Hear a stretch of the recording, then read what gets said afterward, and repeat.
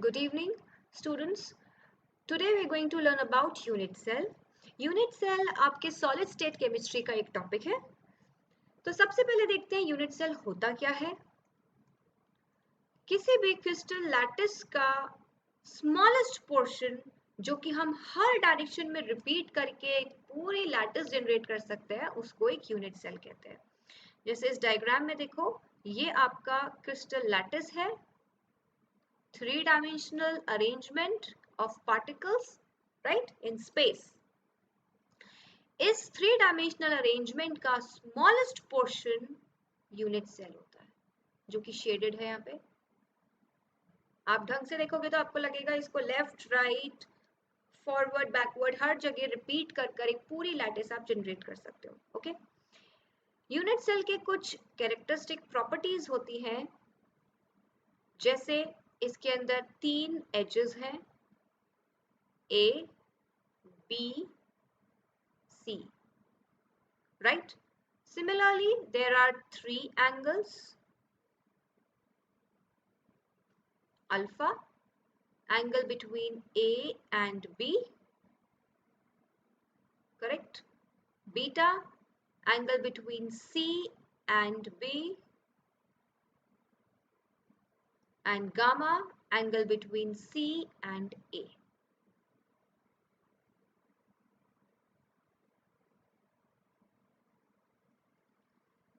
ये सारे एंगल्स की वैल्यू अलग अलग होती है. कभी कभी ये 90 भी हो सकती है. वो डिपेंड करता है कौन से टाइप का यूनिट सेल हम पढ़ रहे हैं.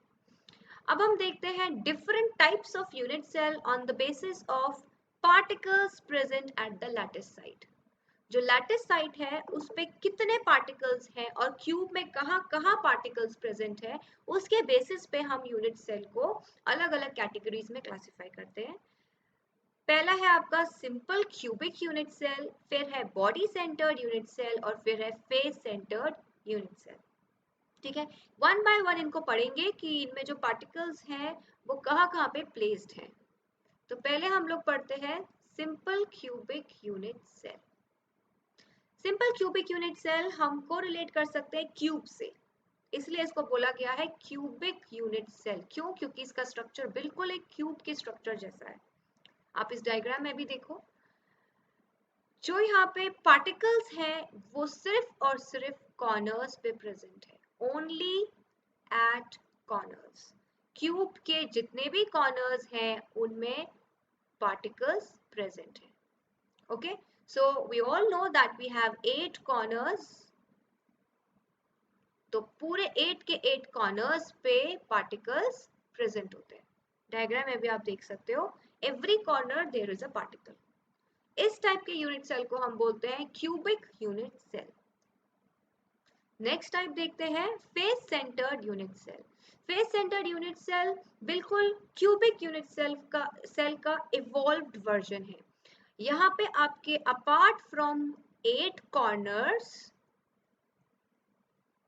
apart from all the 8 corners you can see in the image, we have between the faces also. हर एक फेस के बीच में, between the face of the cube, right? आपको पता है क्यूब के कितने फेसेस होते हैं? 1, 2, 3, 4, 5 and 6.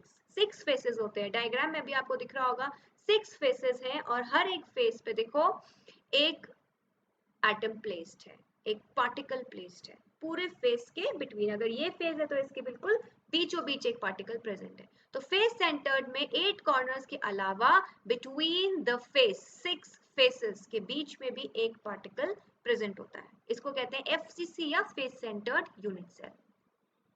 नेक्स्ट टाइप का हम देखते हैं body centred unit cell. Body centred unit cell में क्या है? बॉडी सेंटर्ड यूनिट सेल में हमारे पार्टिकल्स कॉर्नर्स पे तो है, वी हैव 8 कॉर्नर्स, राइट?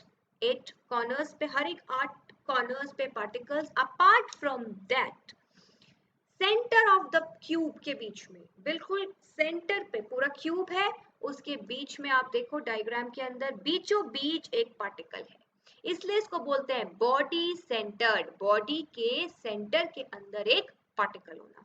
तो we have particle at 8 corners and center of the cube. Only one particle. तो इसको क्या कहते हैं हम लोग? BCC या बॉडी सेंटर्ड यूनिट सेल।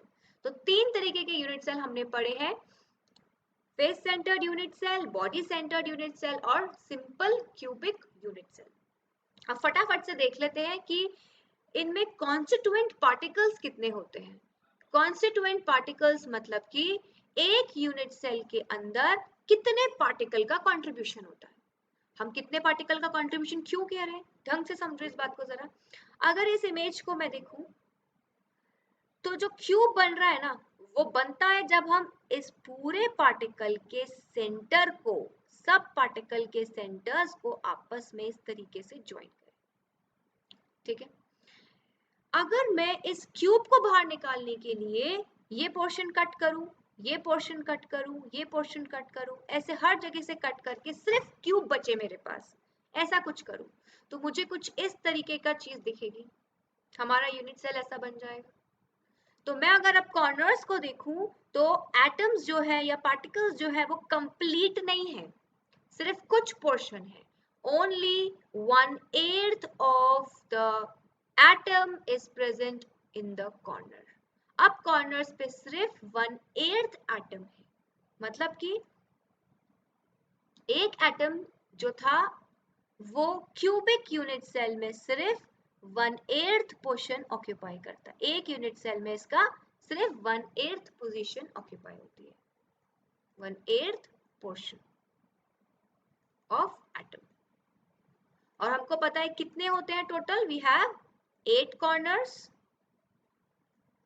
अगर एक कॉर्नर पे 1/8 पोजीशन है तो 8 कॉर्नर्स पे कितने होंगे, 1 एटम। तो कंट्रीब्यूशन टोटल 1 एटम का होता है हमारे simple cubic unit cell. Okay, ऐसे ही हम बाकी कंट्रीब्यूशन भी पता करते हैं।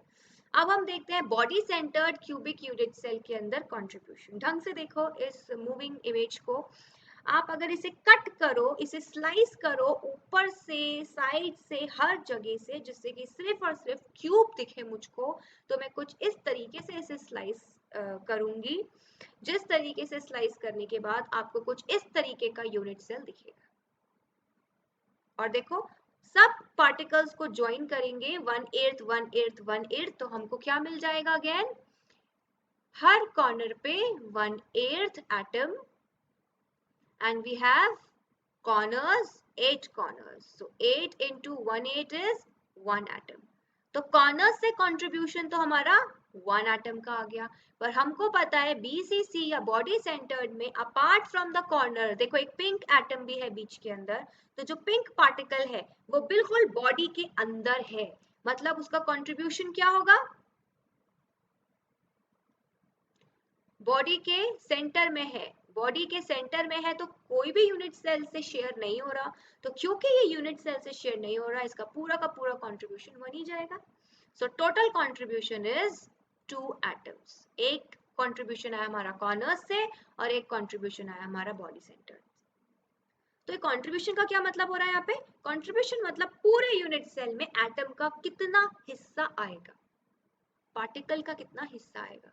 ठीक है, क्योंकि आपने देखा है कि ये जो एक कॉर्नर पे होता है एटम, वो 8 यूनिट सेल में जुड़ा हुआ है। ये इसके ऊपर वाले यूनिट सेल में भी कॉमन है, इसके नीचे वाले में भी, हर तरीके से सराउंडेड है, 4 ऊपर और 4 नीचे।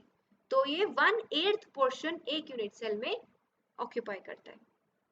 इसी तरीके से हम निकालेंगे फेस सेंटर्ड यूनिट सेल का, जिसे हम FCC भी कहते हैं। ठीक है, FCC में कहाँ पे थे हमारे, कॉर्नर्स में थे, देखो कॉर्नर्स और फेस के सेंटर पे। तो एक एक करके कंट्रीब्यूशन निकालेंगे। कॉर्नर्स का हमको कंट्रीब्यूशन ऑलरेडी पता है, we know 1/8 into 8 again 1 atom, है ना। ये देखो ये 1/8 पोर्शन है एटम का, right. So we have 8 corners, बिल्कुल पहले की तरह 1 एटम।